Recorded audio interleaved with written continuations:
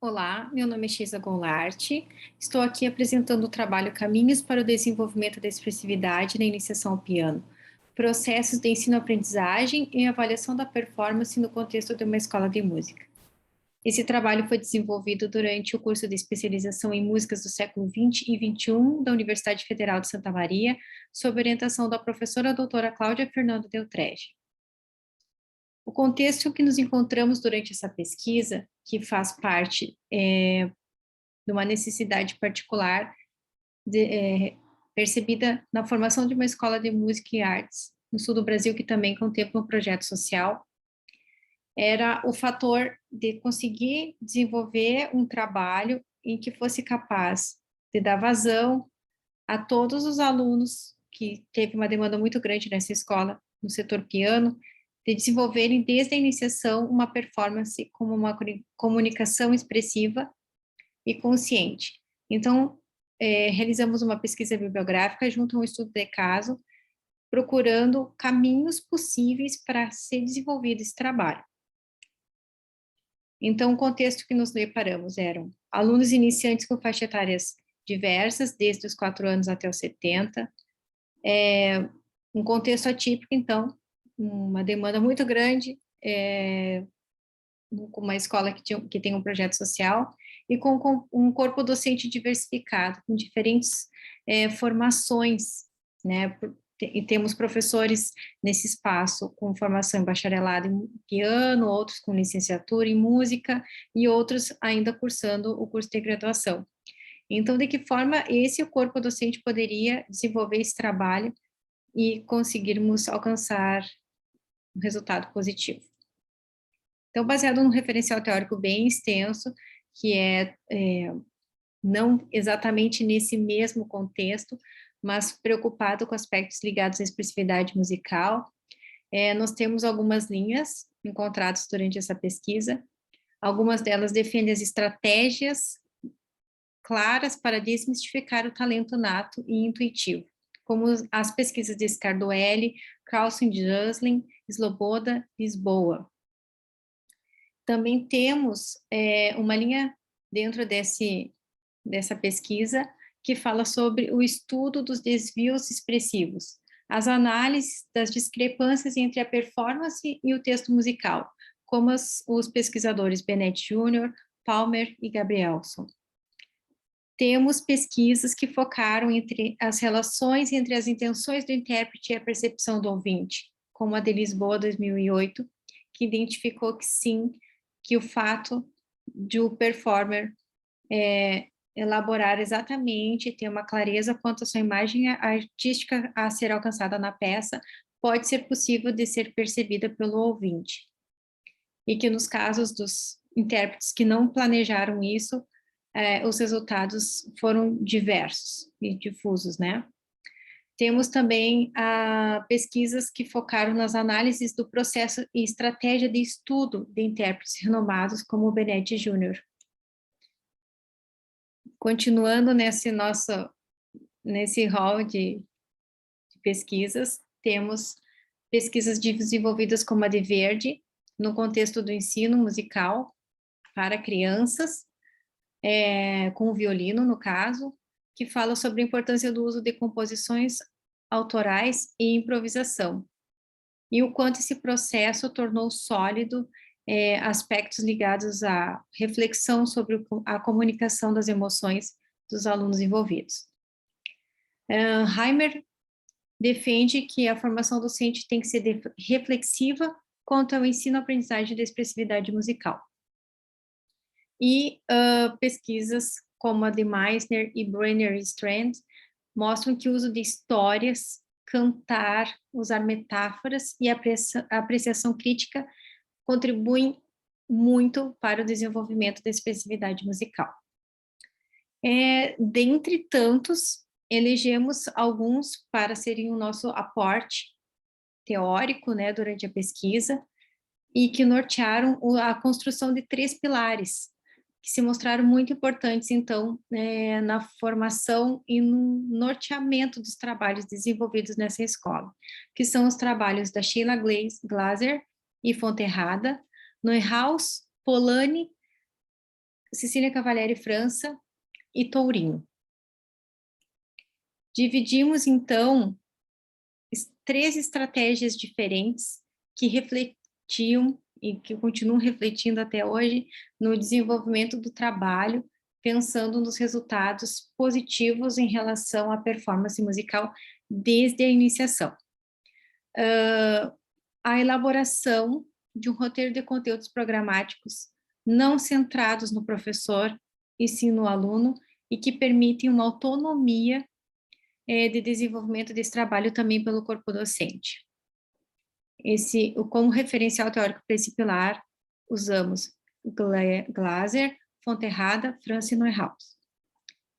Dando continuidade, o segundo pilar que vamos expor em breve fala sobre as atividades culturais paralelas, que tiveram como objetivo aumentar o conhecimento tácito dos alunos envolvidos. E aqui como usamos como referencial teórico, Neuhaus e Polanyi. E a seguir, o nosso terceiro pilar, que ele ainda está em construção, e ele é bem complexo, mas e também muito importante para o resultado final, né, pretendido, são os sistemas de avaliação adotados. Essa reflexão ficou cada vez mais pertinente, baseada no referencial teórico, que é Tourinho e França. Então, vamos abrir aqui essa exposição desse trabalho a partir de uma fala muito importante de um dos nossos principais referenciais, que é Neuhaus, que fala que as execuções amadoras advêm do desequilíbrio da abordagem dada ao processo de desenvolvimento musical. Aqui ele quer dizer que a gente encontra muitos professores, muitos orientadores que focam demasiadamente, às vezes, em aspectos mecânicos. E, por outro lado, também encontramos professores que falam muito em aspectos subjetivos e que esse desequilíbrio acaba prejudicando o processo, resultando em performances que não são satisfatórias. Então, a partir disso, e durante as nossas pesquisas e também pelas nossas vivências, muitos de nós fomos submetidos a uma formação em que teve como recurso programas de conservatórios que estavam centrados no professor e numa lista de repertório, e acabavam, por vezes, também gerando aspectos negativos, além da interpretação não tão satisfatória ou tão reflexiva, digamos assim. Resolvemos, então, aprofundar nossas pesquisas, encontramos Glaser e Fonterrada, que abordam muito esse assunto e defendem que o ensino deve ser centrado no aluno. Baseado nisso, elaboramos, então, um roteiro de desenvolvimento musical e pianístico para ser adotado durante os 4 primeiros semestres de estudo. Esse roteiro completo está disponível na biblioteca digital da Universidade Federal de Santa Maria. Aqui a gente está usando apenas um modelo. Aqui a gente vai citar alguns exemplos, por exemplo, que são os conteúdos, que seriam os conteúdos básicos, e que a partir deles, por exemplo, como explorar e desenvolver o toque no legato, amplia a possibilidade de uso de repertório baseado nesse fator. Então, o professor, assim, ele não fica preso a uma sugestão de um repertório específico e podendo também, dessa forma, desenvolver as habilidades pianísticas sem lesar o gosto musical que pode partir do aluno e deixá-lo mais motivado e realmente conseguir ter um domínio melhor sobre o que ele quer comunicar durante a hora da execução. O nosso segundo pilar foi desenvolvido baseado nos conceitos tanto do Neuhaus, que defende o uso da imagem artística, que seria uma clareza sobre o que o intérprete pretende comunicar, e também o que defende Polanyi, que chama a atenção para o conhecimento que não pode ser codificado, mas que é formado por crenças e valores, as experiências de vida e outros fatores em amplo significado da palavra cultura. Esse foi um dos fatores que mais nos chamou a atenção, porque como estamos localizados numa região fronteiriça do Brasil, nessa escola, não é um grande centro, e muitos dos nossos alunos não tinham um repertório cultural, uma vivência cultural ampla, e que, por vezes, durante as explicações, não se conseguia transcender as explicações técnicas e mecânicas.